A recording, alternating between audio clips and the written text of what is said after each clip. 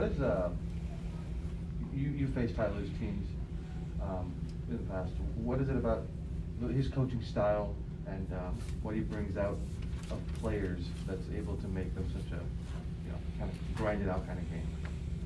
Yeah, he's a great coach. He's he's a championship proven coach.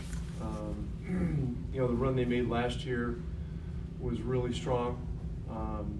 They dealt with injuries, they dealt with adversity.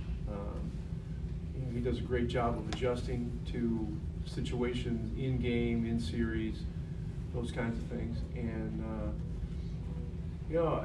one thing that I think he's underrated on is player development. You look at you look at Boston, you look at some of these younger guys that really raise the level of their games. Coffey's another guy who's having a tremendous year, and coaching has an awful lot to do with that. Can I follow up on Coffey? He's sort of like a new guy on the radar. I'm sure you guys have got reports of him.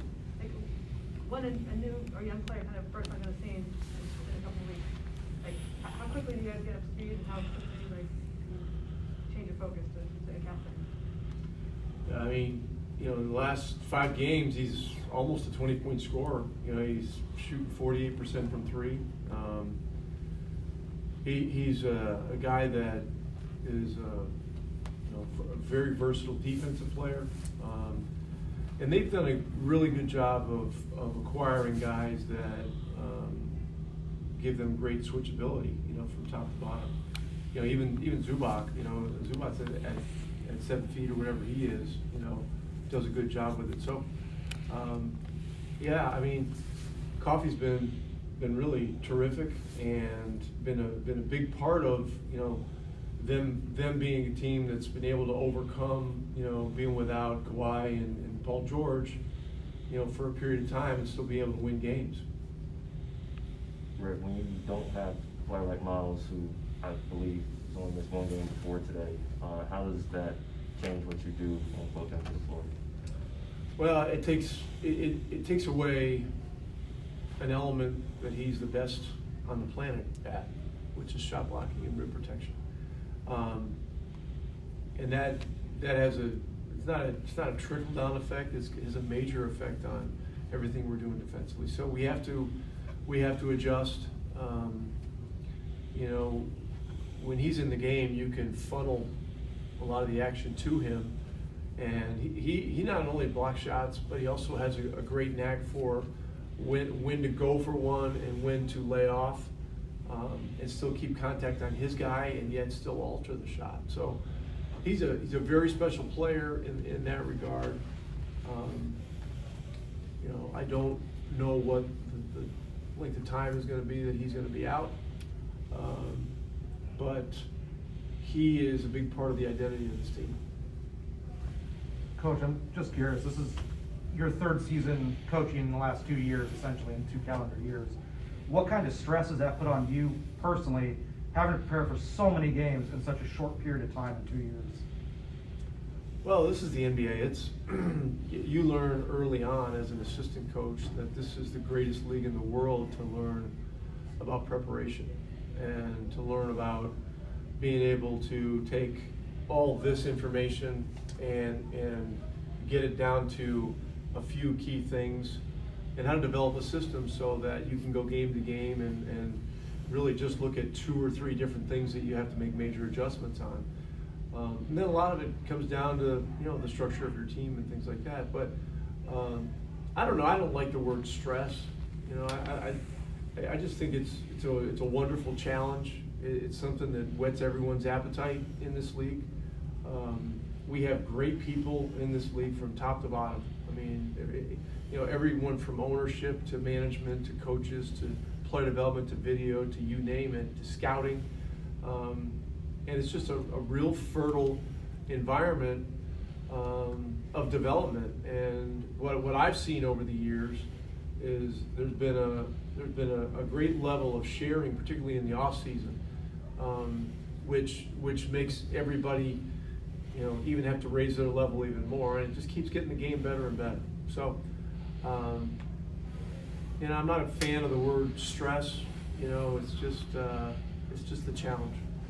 You mentioned coach, I'm assuming coaches are the ones that you talk about sharing things during the off season. Is that kind of like a new thing that you've seen in the last 10 years, or was this even taking place even far before that? Yeah, some before, but really more in the last, I'd say 10 to 15 that we've seen it. And it's just been great for the game. And I think the spirit of it is such that you might ask the question, well, why would you want to share something that but the truth is, when you help your competitors get better, it's going to raise your level as well. And so, for us as a league, that needs to be the spirit. There's so many different elements to NBA basketball. From the actual nuts and bolts of strategy to everything that goes up to ownership and to the broadcast partners and everything else.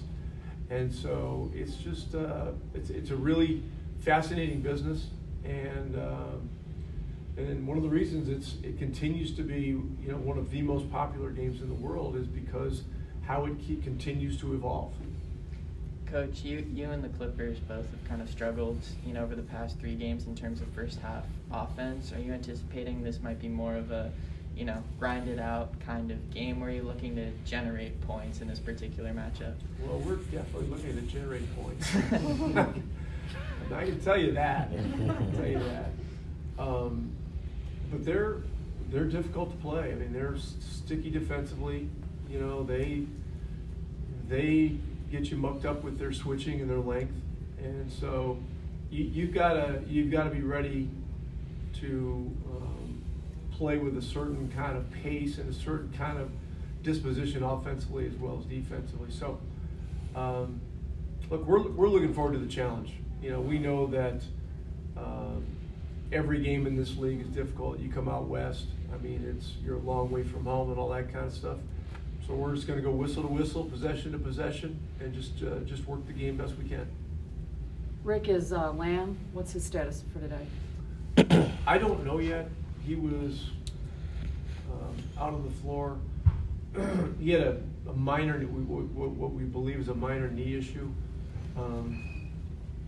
and he missed practice yesterday with a non-COVID, just a little bit of a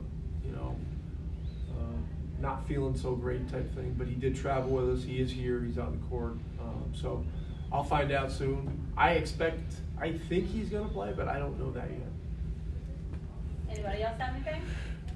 Yeah, Coach, for a long time, the NBA has done good to highlight the importance and the legacy of Martin Luther King. With that being said, what's your thoughts on how the NBA has influenced the social impact on America here recently? Well, the NBA has, as long as I've been in this league, which is almost 38 or 39 years, whatever it is, has always been at the forefront of the progressive side, of sports, of the relationship between, sport and what goes on in the world. Had a great consciousness of that. The recognition of Martin Luther King Day is really important because there are games going all day long, and starting, I think this is, I know there's an earlier game that started in Boston, but it's in many ways it's like Christmas Day. I know that the players view it that way, the coaches view it that way. The importance of playing and celebrating what Dr. King did and what he stood for is extremely important. Anyone else?